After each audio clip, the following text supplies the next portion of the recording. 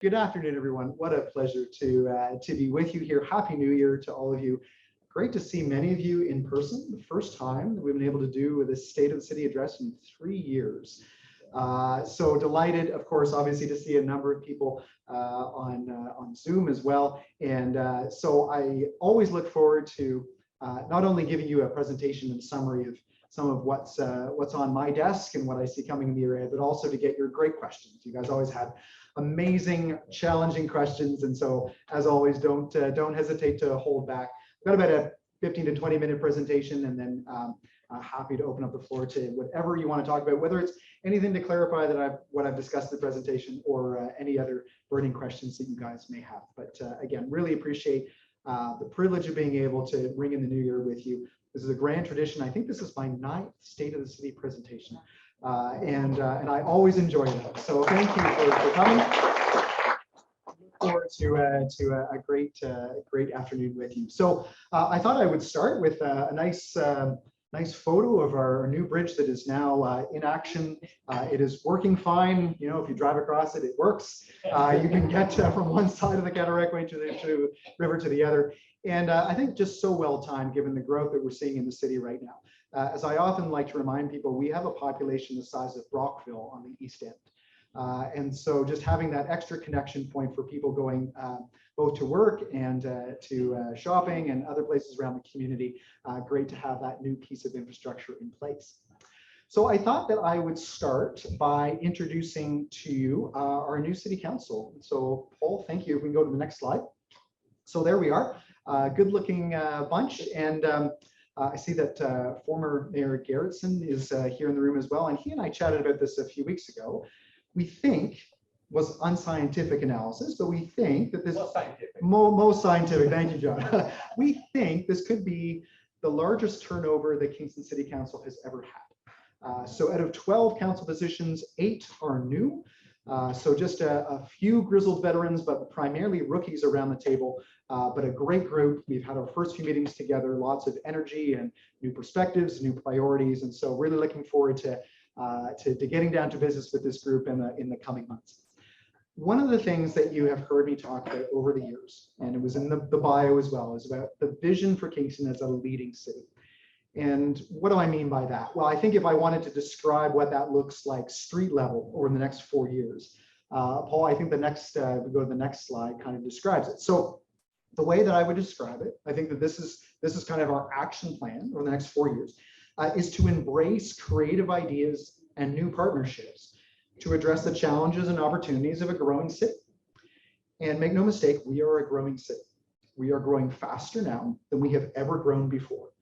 And that is requiring us to rethink some of the ways that we do things at City Hall, some of the ways that we make plans, some of our priorities, because the pace at which the city used to grow, well, quite frankly, that's in history. Now it's a very, very fast-paced environment, and quite frankly, we're trying to manage and keep up and make sure that we are, again, addressing all those challenges and opportunities that come with that growth.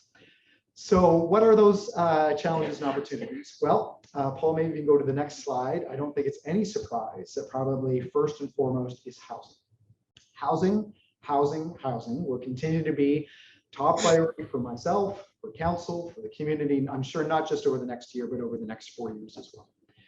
Now, I'm going to say this as mayor and as an economist, that there are several things that we will need to do to address housing affordability. There is no silver bullet. So some people will say that all you need to do is increase the supply of housing. That's not true, but it's also true you can address housing affordability without hitting the supply of housing. So one of the things that we will be doing is aggressively helping to facilitate new housing construction. Over the last few years, we have doubled the number of housing units that are built in the city from about, it used to be about 500 housing units per year. Now it's well over 1,000. We're going to have to continue that pace over the next few years. One of the things that you will see from the city is policy direction that is really aiming those housing units into what I'm going to call more attainable housing, more townhouses and secondary suites and rental housing. Not to say that single family homes aren't great, but they're just, given the price rises that we've seen, right, they're less affordable. And one of the things that I spend a lot of time thinking about is young people in our community. how they can afford to get into the housing market. So how do we create those new rungs of the ladder to get them into housing, to be able to build equity and build a life from there. So lots of different work in all areas of the city happening on facilitating housing construction. Paul, if we can go to the next slide. As much as I think we need to build more housing, I also think that given the scale of the challenge that's ahead of us, that we can't just do more of what we've done in the past. We need to think outside the box. We need to think big. We need to reimagine and reinvent housing. And so that could involve, for example, and so this is one project that is planned for Kingston, but you can see it's more tiny homes. Maybe it's more modular homes. I'm talking with one group in the city about a seniors co-housing project. There's all sorts of innovative work that's happening on the housing front. Kind of rethinks about how do we do things in a way that makes housing more affordable, more attainable for people. And what I basically said to the province is that I want, right, because this is a provincial problem, actually it's a national problem, but to be honest, I want Kingston to be at the forefront about innovative pilot projects about how we can create new housing that is attainable. So lots of work to happen on that front. Paul, we'll go to the next slide. Of course, it's about building new housing, but also about repurposing spaces we already have. There's a couple of pictures there. Obviously, the top left is Kingston Penitentiary, which I think is more repurposing for commercial and tourism spaces, to be honest. But the lower right hand is the former prison for women. And there is now a proposal and plan in place to repurpose that as housing, to build new housing around it, or new retirement residence, and also some new additional housing on top of that. I think it's a really exciting plan after seeing a property that was, basically dormant and empty for 2 decades. Now to see that move forward. The good news is lots of community support, strong council support. However, there was an appeal of the project, so it is now with the Ontario Land Tribunal. We're hoping for a quick resolution so we can see shovels in the ground and see that new needed housing move forward as well. I'll go to the next slide.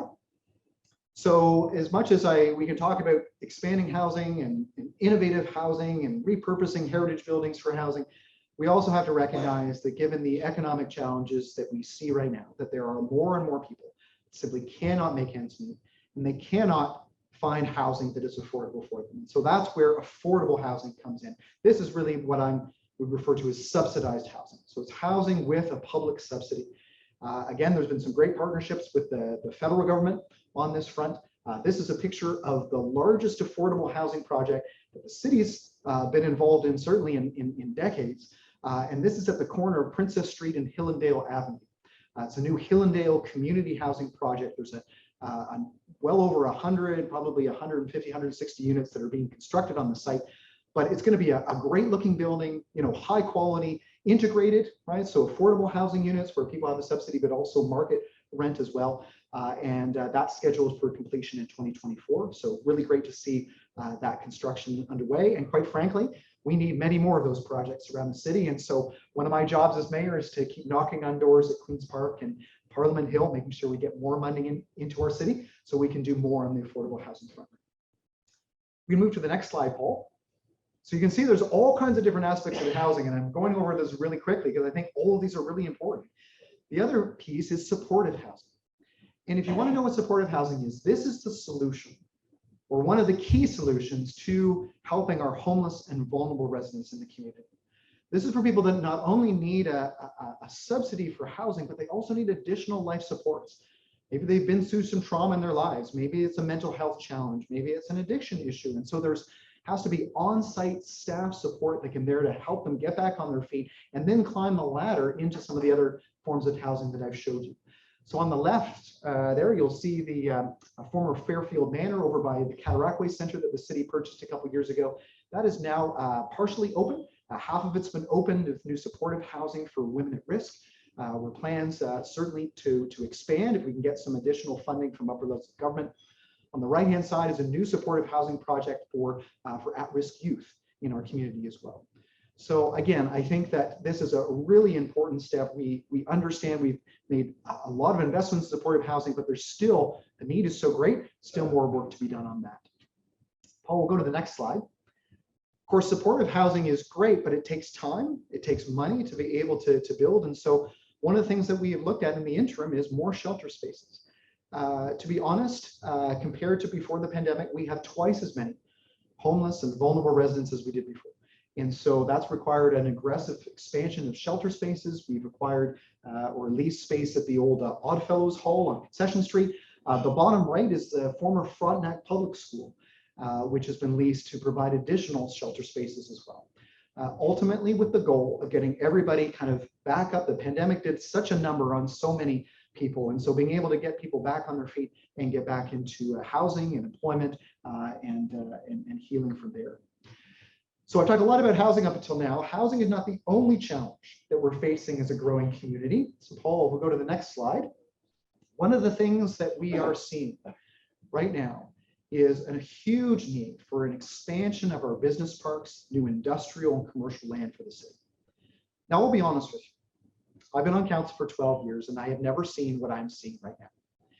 It used to be that the biggest challenge for economic development was basically just trying to attract new businesses to come and set up shop here. That is no longer the challenge. We have businesses lined up at our door wanting to locate here in Kingston. It's been amazing with companies like Lifecycle and now with Umicore that's locating just to the west of us in Loyalist Township. The interest in building an electric vehicle supply chain, new manufacturing all around us, it's incredible. It's an amazing, I think, once in a generation opportunity for us. The biggest challenge is finding places to put them. Right now, we have very little industrial space left in the city. So we're going to have a discussion early on, probably later this month, start that ball rolling on getting an expansion of business parks. We'll probably have to look at expanding our urban boundary. This is the East End St. Lawrence Business Park. We're looking at plans for a rural business park for some businesses that could even perhaps locate north of the 401. It's going to require creative out-of-the-box thinking. So the last thing that I want to do as mayor is have to say no to new businesses being quality jobs and quality careers and providing people with the income that they need to buy the housing that they need to build a life here. So there's lots of work on that front. One of the other things, if you want to talk about the big needs for growing our economy, one is land, but the other is labor. Every business I talk to says it's hard to find staff. And so one of the things that we're looking at is creative ways to be able to recruit and be able to attract new labor in the community. And so, Paul, maybe that's a good intro to our next slide.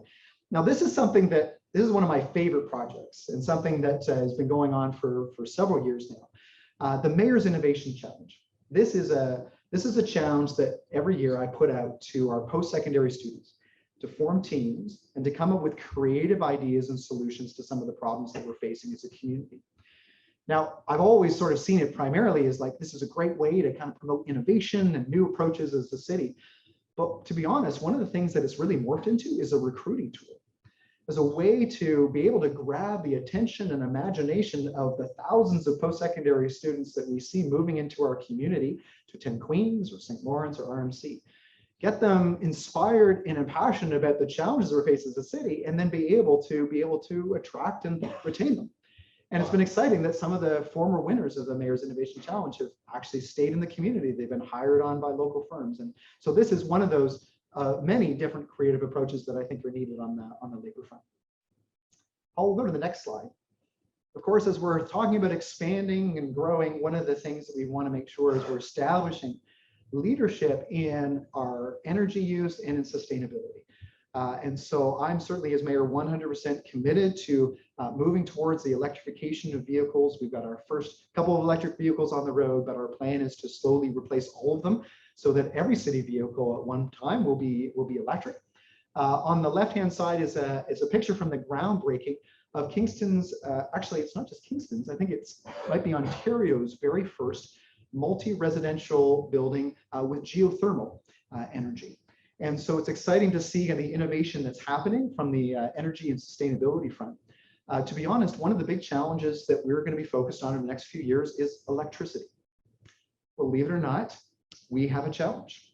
There's hardly enough electricity right now to be able to facilitate the growth that we're seeing, both in residential and industrial growth, let alone talking about the transition to electric vehicles. So there's a lot of advocacy work that is already on my plate about advocating not only for the supply of electricity we need in Eastern Ontario, but also making sure we've got the distribution needed so that anyone that wants to build new housing or build a new business has the power that they need. Okay, so Paul, I think that's a good transition to my next slide. So I talked about housing, talked about economic development and finding space for new businesses, energy and sustainability, labor. I'll be honest with you. We've come to the place where I don't even think that we can tackle all of these issues adequately on our own. And so one of the things that I have done is reached out to the mayors of Napanee, Loyalist Township, South Frontenac, Gananoque, the Township of Leeds and Thousand Islands. These are our surrounding municipalities that, quite frankly, we're all kind of in the same boat together. There's lots of people that live in these surrounding municipalities that work in Kingston or vice versa. Maybe they live in Kingston and work there. And I think we've come to the place where we need a regional approach to tackle some of the challenges and opportunities in front of us. So I'm delighted to say that all of the mayors have agreed to form a new regional mayors council.